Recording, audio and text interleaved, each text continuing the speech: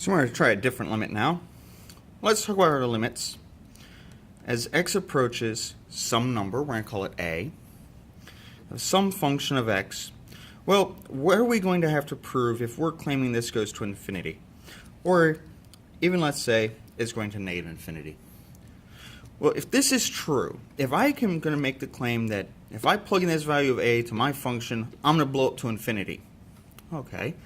Well then, that means if I give you some number, I'm going to call it m, and it's greater than 0. In fact, it's massively large. Okay. Then you should be able to give me some range around this a. So if you put it in the function, you'll be bigger than that m. Now that should sound kind of familiar. We've talked about epsilon delta limits. This one's going to be a little bit different. Well, it would mean for any m greater than 0, there must exist that delta greater than 0 such that 0 less than the absolute value of x minus that range we're going up to, that number we're going to. We're within delta of it. Well then, it better be true that the function is greater than that m.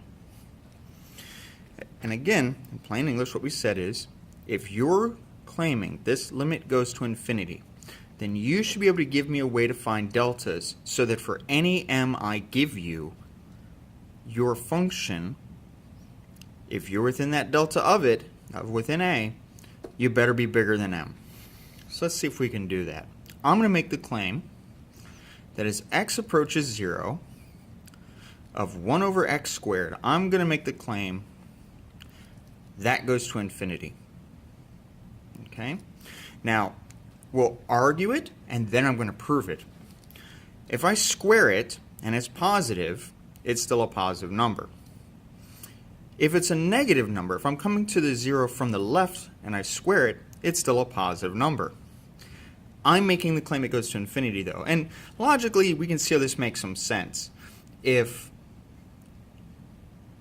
I take smaller and smaller and smaller tiny values down here, I divide 1 by those tiny values, well, I can fit a lot of those inside of that 1. I should be blowing up towards infinity. It makes sense from that perspective. If I divide it by 1 squared, well, that's 1. But if I divide it by 1/2, or 1 divided by 1/2, that's 1 divided by 1, I square it, that's 1 divided by 1/4. Well, I can fit 4 quarters instead of 1. So I've gone from 1 to 4. If I do 3, that's 1/9. Okay. 1/3. So I'm getting smaller values. I'm going closer to 0. 1/3. So 1 divided by 1/9, well, that's 9. So as we see, we've gone from 1 to 4 to 9. It looks like we're going to get larger. But let me just do it. Let's try it the rigorous way. Because otherwise someone says, well, prove it for a bigger number. Prove that you can make me something always larger than, say, 10,000. I'm not going to play their game. What I'm going to do is I'm going to say, you know what, we'll let m greater than 0 be given. Okay, they've given me some value. Well, what I want to prove is that 1 over x squared is greater than that m. Well, that's true if and only if I'm going to move these around by dividing both sides by m and multiplying both sides by x squared. Well, then that means 1 over m must be larger than x squared. That's equivalent to saying 1 over the square root of m must be larger than x. Well, if that's true, if 1 over the square root of m is larger than x, then the negative then must be less than, so that negative 1 over the square root of m is less than x. And I'm going to move this to this side so I keep it as larger. Oh, I'll move that up a little bit.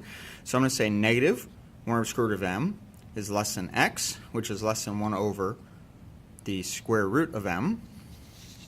Well, I'm done. All I have to do are pick my values of x that fall between these two values. So let's say you gave me m equals 10 to the 6th. You gave me a very large value for m. Large as far as like how much money is my bank account, that's far too large. But if I put this in here, 1 over negative square root of 10 to the 6th, 1 over square root of 10 to the 6th. Well, that means I need a value value of 1 over 10 to the 3rd. And my x is all the way up to 1 over 10 to the 3rd.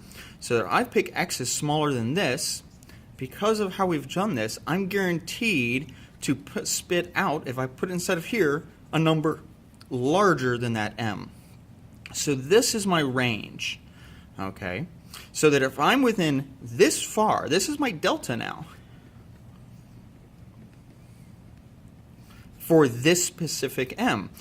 As long as I'm this close to 0, I will be spitting out values larger than 10 to the 6th. So this should look very familiar. This is how we've done limits before, except we do have epsilons, which are very small values, and now we're using m's, which are traditionally very large values, especially, as I said, if I was to compare this to the amount of money in my bank account, this is a very large value. Now, you may be wondering, what is this kind of a useful for? Well, we're going to use these also when we're looking for asymptotes and seeing if there's behavior in a vertical asymptote. So for this example, what I'm saying for this limit as x goes to 0, I can't cross 0. I cannot actually cross 0 because I can't divide by 0. But if we were to graph it, oh, this can be a little hard to see. I'll have to move it over here. But if we graph it,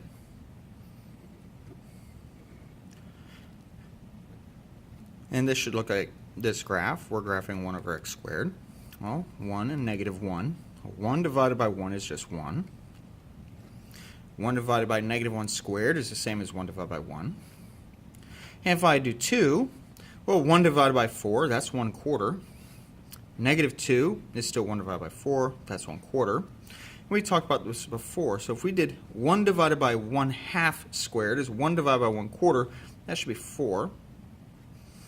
And same thing for our 1/2, and I'll label some of these, should have done that. 4. We can see we're getting larger and larger and larger. And we have the same behavior over here. Now, the interesting idea is that as we talk about this as a limit, I can't divide by 0. We know we can't divide by 0, and I can't divide by 0 squared. But if I come at this from the right, or I come at it from the left, we're going to the same place. We're going to infinity. So that's what we see.